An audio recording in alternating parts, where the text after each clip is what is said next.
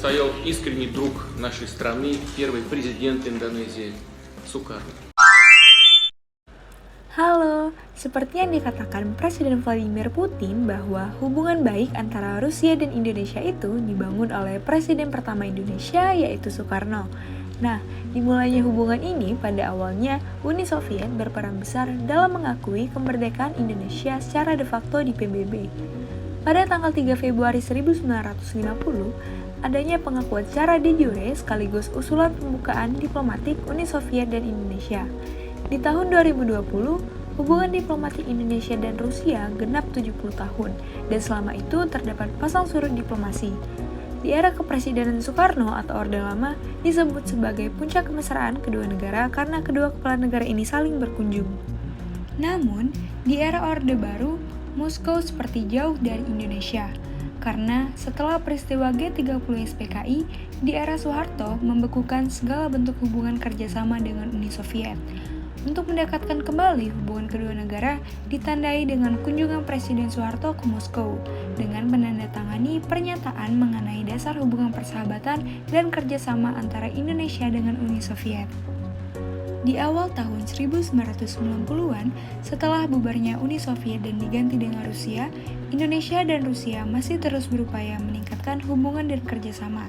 Pada 21 April 2003, telah ditandatangani deklarasi kerangka kerjasama hubungan persahabatan dan kemitraan antara Republik Indonesia dan Federasi Rusia oleh Presiden Megawati Soekarno Putri dan Presiden Vladimir Putin di Moskow.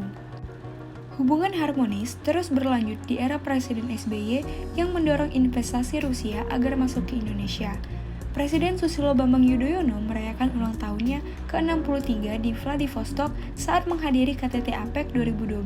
Sementara itu, Presiden Vladimir Putin merayakan ulang tahun ke-61 di Bali saat menghadiri KTT APEC 2013. Di masa kepemimpinan Presiden Jokowi, keharmonisan Indonesia dan Rusia tetap terjaga, bahkan saat KTT ASEAN Rusia. Presiden Jokowi bertemu dengan Presiden Vladimir Putin sebanyak 3 kali, di KTT APEC Beijing, Sochi, dan East Asia Summit di Singapura. Beberapa kesepakatan berhasil dicapai seperti 5 MOU tentang pertahanan, kearsipan Kementerian Luar Negeri, kebudayaan, dan ilegal. Unreported and unregulated fishing juga telah ditandatangani, serta komitmen investasi sebesar $20 miliar dan komitmen untuk meningkatkan hubungan bilateral. Bukti kedekatan persahabatan antara Indonesia dan Rusia bisa dilihat dari Rumah Sakit Persahabatan, Stadion Gelora Bung Karno, Patung Pemuda di Senayan, Patung Yuri Gagarin, Tugu Monas dan Tugu Tani, serta proyek pembangunan lain dari bantuan Rusia untuk Indonesia. Jadi, hubungan Indonesia dan Rusia terjadi lama karena memiliki banyak potensi, peluang kerjasama di berbagai bidang, juga memiliki posisi yang sama dalam menyikapi isu internasional dan regional termasuk tantangan global, serta kedua negara ini saling menguntungkan. Diharapkan, hubungan diplomasi Indonesia dan Rusia semakin kuat, terjaga, dan tetap harmonis.